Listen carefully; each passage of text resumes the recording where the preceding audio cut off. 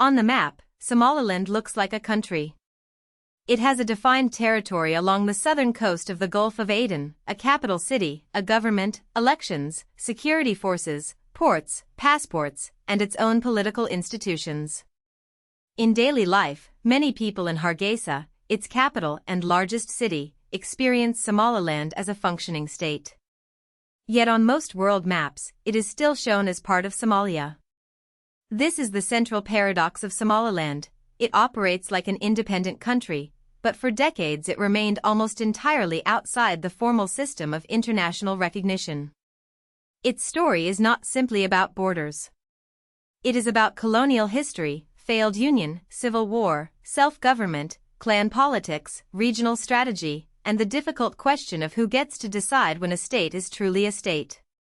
Somaliland sits in the Horn of Africa, a region shaped by trade routes, empires, migration, and strategic waterways. Its northern coast faces the Gulf of Aden, one of the maritime corridors connecting the Red Sea, the Arabian Peninsula, the Indian Ocean, and the wider global economy. To the northwest is Djibouti, to the south and west is Ethiopia, and to the east is Somalia.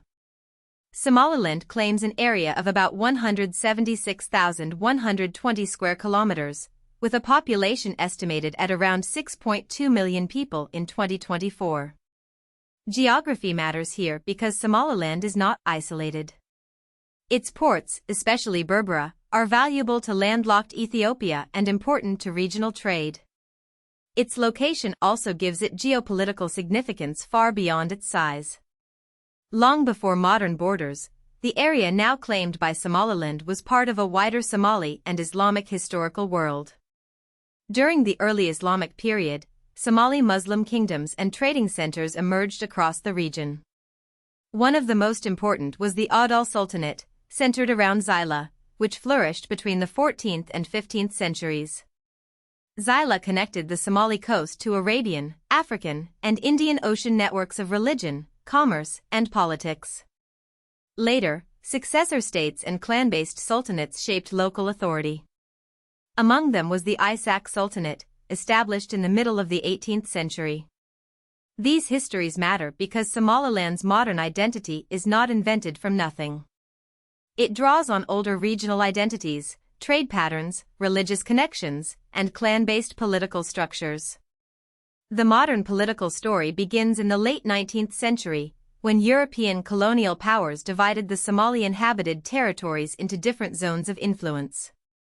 The United Kingdom signed agreements with various clans in the north, creating the Somaliland Protectorate. To the south, Italy controlled what later became Italian Somalia. French Somaliland became what is now Djibouti, while Somali-inhabited areas also remained inside Ethiopia and Kenya. This colonial division fragmented Somali populations across multiple administrations. British Somaliland was governed differently from Italian Somalia, with its own institutions, administrative habits, and political trajectory.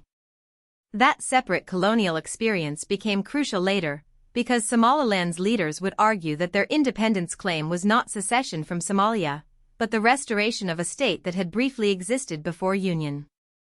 On June 26, 1960, the British Somaliland Protectorate became independent as the state of Somaliland. For 5 days, it existed as a separate independent state. Then, on July 1, 1960, it voluntarily united with the former Italian-administered Trust Territory of Somaliland to form the Somali Republic. The dream was powerful, uniting Somali territories into one nation after colonial fragmentation. But the union was troubled from the start. The two territories had different legal systems, administrative traditions, and political expectations. Many in the north felt that power quickly concentrated in the south, especially around Mogadishu. What began as an act of Somali nationalism gradually produced frustration among northern communities who believed the promises of equal union were not being honored. The situation worsened under the military regime of Mohammed Siad Barre, who seized power in Somalia in 1969. Barre's government promoted centralized authority and increasingly repressive rule. After Somalia's defeat in the Ogaden War against Ethiopia in the late 1970s, the regime faced economic crisis, political dissent, and growing opposition. In the north, many members of the Isaaq clan family became targets of harsh state policies. The conflict escalated into a long and devastating war. Hargeisa and other northern areas suffered severe destruction, and large numbers of civilians were displaced or killed. For Somalilanders who support independence, this period is not a footnote. It is the emotional and political core of their argument that the union became violent, coercive, and impossible to preserve. In 1991, as the Somali state collapsed and Barre's regime fell, northern leaders declared the restoration of Somaliland's independence. This was not done in a vacuum. Somalia as a whole was entering a period of state failure and civil war. Armed factions fought for power in the south, institutions collapsed, and international interventions struggled to stabilize the country. In Somaliland, however, local leaders pursued a different path. Through clan conferences and negotiated settlements, they began building a new political order. The government of Somaliland presents itself as the successor to British Somaliland and the short-lived state of Somaliland from June 1960. In its view, it is not breaking away from a stable state, but withdrawing from a failed union that had already collapsed. One of Somaliland's most important claims is that it has built functioning institutions despite lacking broad recognition. Since 1991, it has held elections, developed a constitution, maintained a capital administration in Hargeisa, and built security structures that have generally provided more stability than much of southern Somalia during the same period. Its political system blends modern state institutions with traditional clan mediation, especially through councils and negotiated power sharing. This does not mean Somaliland is free from political tension, corruption, inequality, or disputes. But compared with the instability surrounding it, Somaliland's relative order has become a major part of its international case. Its leaders argue that statehood should be judged not only by recognition, but by actual governance on the ground. Recognition is the issue that defines Somaliland internationally. For decades, most countries avoided formal recognition, even when they maintained informal ties. Ethiopia and Taiwan have had representative relationships with Somaliland, and delegations from several governments have visited Hargeisa. But recognition is not just a handshake. It affects access to international finance, development institutions, formal treaties, airspace and maritime agreements, and diplomatic protection. Somalia strongly opposes recognition, arguing that Somaliland remains part of its territory. Many African states have also been cautious because recognizing breakaway territories can be seen as encouraging border disputes elsewhere. Somaliland's counterargument is that its borders follow a former colonial boundary, a principle that African states have often used to prevent conflict. According to the source article, on December 26, 2025, Israel became the first and only United Nations member state to formally recognize Somaliland as an independent and sovereign state. If sustained, that would mark a major shift in Somaliland's long struggle for recognition. Formal recognition by even one UN member state can change diplomatic calculations, although it does not automatically make a country a UN member or guarantee widespread acceptance. The significance lies in precedent.